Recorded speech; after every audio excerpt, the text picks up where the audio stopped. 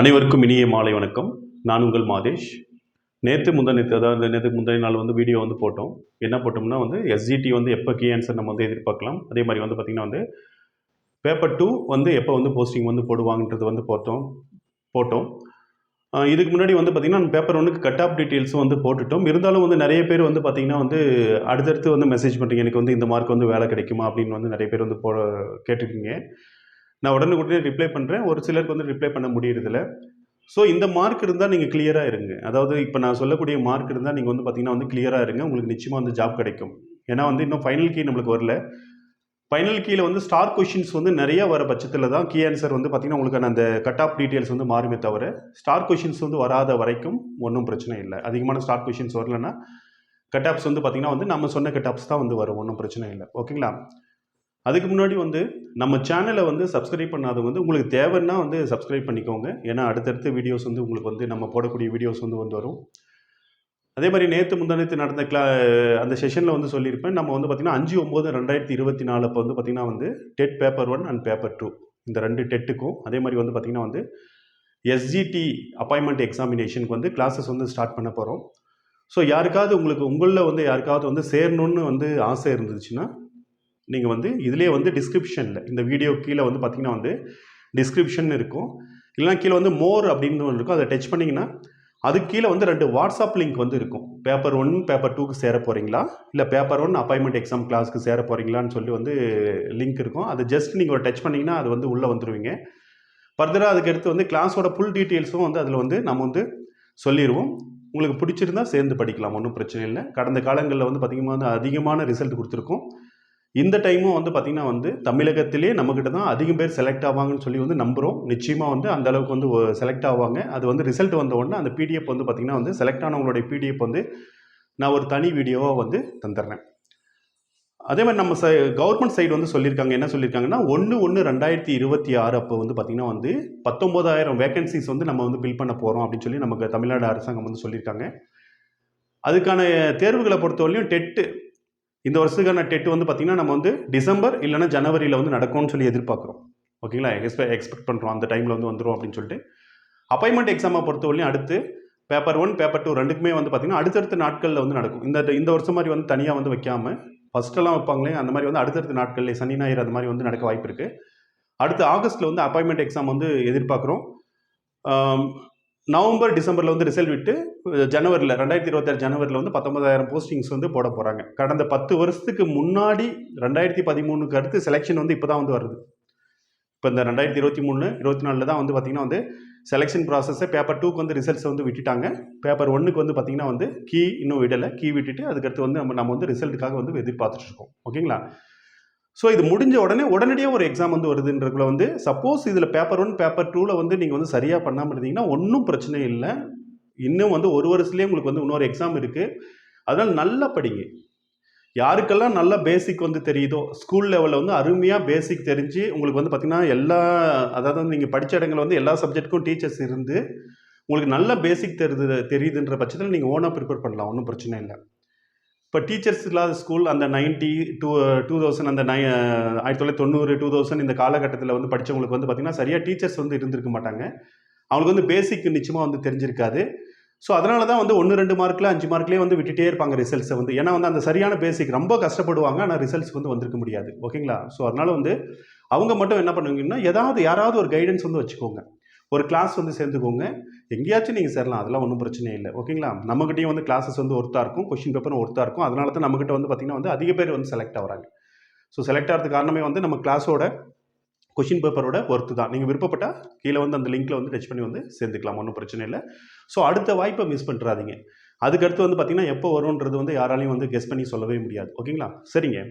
இந்த அப்பாயின்மெண்ட் 1 அதாவது நீங்கள் செகண்ட் கிரேட் டீச்சர்ஸை பொறுத்தவரையும் கட் ஆஃப்ஸ் எப்படி வரும் அப்படின்றத நம்ம ஆல்ரெடி சொல்லியிருக்கோம். இருந்தாலும் இப்போ ஓவராலாக நான் சொல்லிடுறேன். அதுக்கடுத்து பார்த்திங்கன்னா இந்த கட் ஆஃப் அதாவது இன்றைக்கி விட்டுருக்கிற கீ இந்த ப்ரைவேட் கீ படி இன்றைக்கி இருக்கக்கூடிய அந்த இதுபடி நான் சொல்கிறேன். உங்களுக்கு ரிசர்வேஷனை பற்றி ஆல்ரெடி தெரிஞ்சிருக்கும். இப்போ உமன்ஸ் கோட்டா மற்ற இதெல்லாம் 40% தான். ஆனால் இந்த செகண்ட் கிரேட் டீச்சர்ஸ்க்கு பார்த்திங்கன்னா 50%ன்றது உங்களுக்கு தெரியும். தமிழ் மீடியம் பற்றி 1ஆவதுலேருந்து தமிழ் மீடியம் படித்தவங்களுக்கு 20%ன்றது உங்களுக்கு தெரிஞ்சிருக்கும்.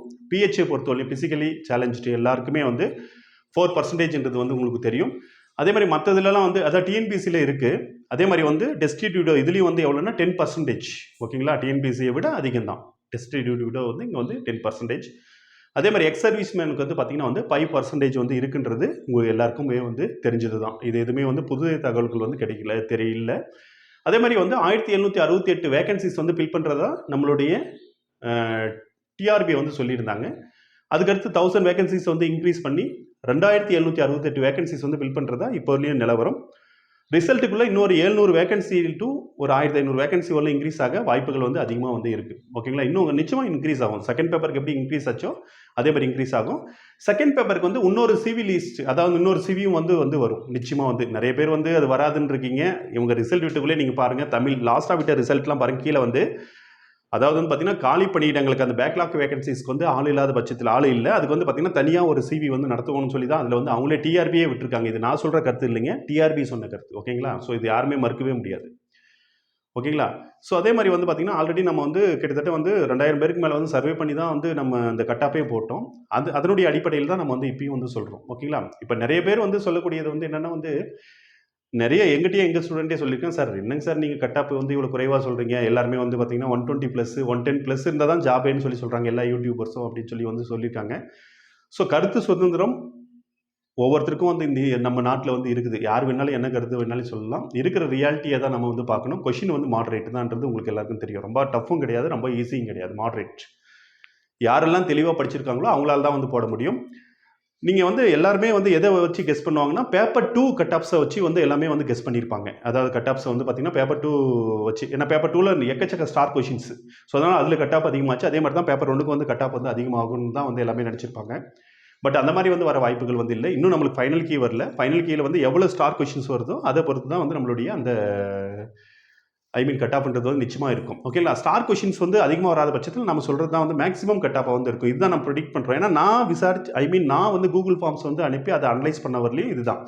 ஏன்னா கூகுள் ஃபார்ம்ஸ் ஒருத்தர் ஃபில் பண்ணுறாங்கன்னா நிச்சயமாக வந்து அவங்க நல்லா படிக்கக்கூடியவங்களாக தான் இருக்கும், அதே மாதிரி தெரிஞ்சவங்களாக தான் இருக்கும். ஸோ அதனுடைய அடிப்படையில் தான் நம்ம வந்து சொல்கிறோம். ஓகேங்களா, ஸோ அதை பொறுத்தவரை நம்ம ஆல்ரெடி சொன்னோம். இப்போ வந்து ஒரு ஓசி கட் ஆஃப் வந்து எப்படி இருக்கும் அப்படின்னா ஒரு 110+ இருந்தாவே நீங்கள் வந்து ஓசியில் வந்து நிச்சயமாக வந்து நம்ம ஜாப் வந்து எதிர்பார்க்கலாம். அதில் நம்ம பிரிச்சே சொன்னோம். விமனுக்கு எவ்வளோ வரும், எக்ஸ் சர்வீஸ்மேனுக்கு வந்து எக்ஸ் சர்வீஸ்மேன் தமிழுக்கு எவ்வளோ வரும், விடோக்கு வந்து எவ்வளோ வரும், விடோக்கு வந்து தமிழ் மீடியத்துக்கு வந்து எவ்வளோ வரும்ன்றதெல்லாம் பழைய வீடியோலேயே நம்ம சொல்லியிருப்போம். ஓகேங்களா, 110 வந்து இருந்தாவே 110+ இருந்தாவே சேஃப் தான். 109க்கு மேலே இருந்தீங்கன்னா தமிழ் மீடியத்தில் சேஃப் தான். நீங்கள் விமனாக இருந்தீங்கன்னா 108+ இருந்தாவே போதும். விமன் தமிழ் மீடியமாக இருந்தால் 107 இருந்தாவே வந்து போதும். அதே மாதிரி வந்து பார்த்தீங்கன்னா எக்ஸ் சர்வீஸ்மேன் இருந்தால் ஒரு 99 இருந்தால் போதும். எக்ஸ் சர்வீஸ்மேன் தமிழ் மீடியம் 96 இருந்தால் போதும். டெஸ்டியூட் விடோ அதை பொறுத்தவரையும் வந்து ஓப்பன் கேட்டகரியில் வந்து 101 இருந்தால் போதும். அதே மாதிரி தமிழ் மீடியமாக இருந்தீங்கன்னா 99. என்ன Tamil medium, destitute widow Tamil medium.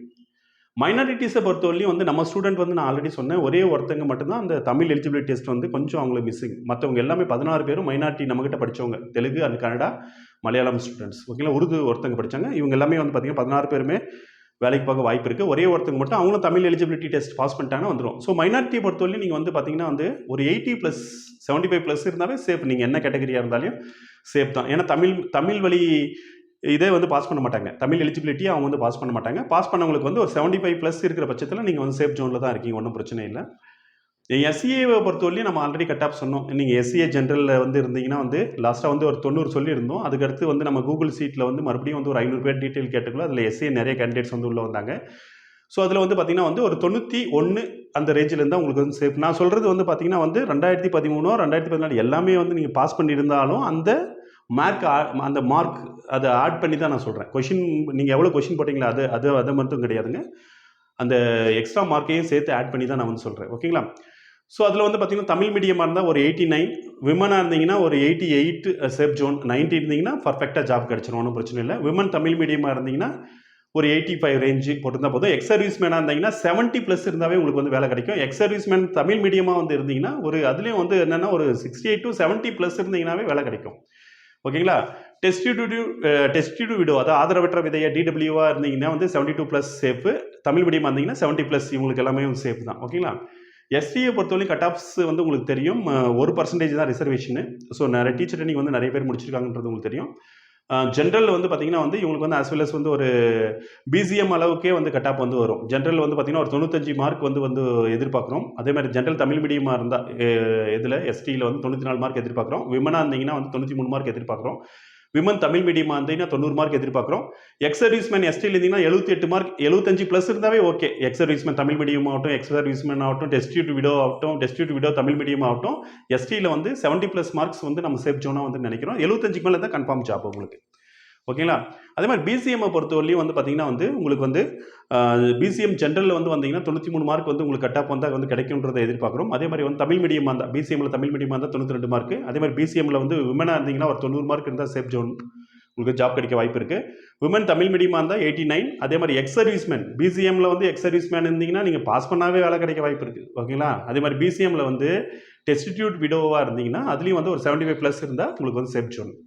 MBC டிஎன்சியை பொறுத்தவரையிலையும் வந்து பார்த்தீங்கன்னா வந்து எம்பிசியில் நீங்கள் ஜென்ரலாக இருந்தீங்கன்னா எஸ்டி அளவுக்கு தான் உங்களுக்கு கட்டாக போகிறோம். ஒரு 96 ப்ளஸ் மார்க்ஸ் இருந்தால் உங்களுக்கு வந்து கண்டிப்பாக எதிர்பார்க்கலாம் ஜாப்பு. 98க்கு மேலே இருந்தால் கன்ஃபார்ம் ஜாப் உங்களுக்கு வந்து எந்த மாற்றமும் இல்லை.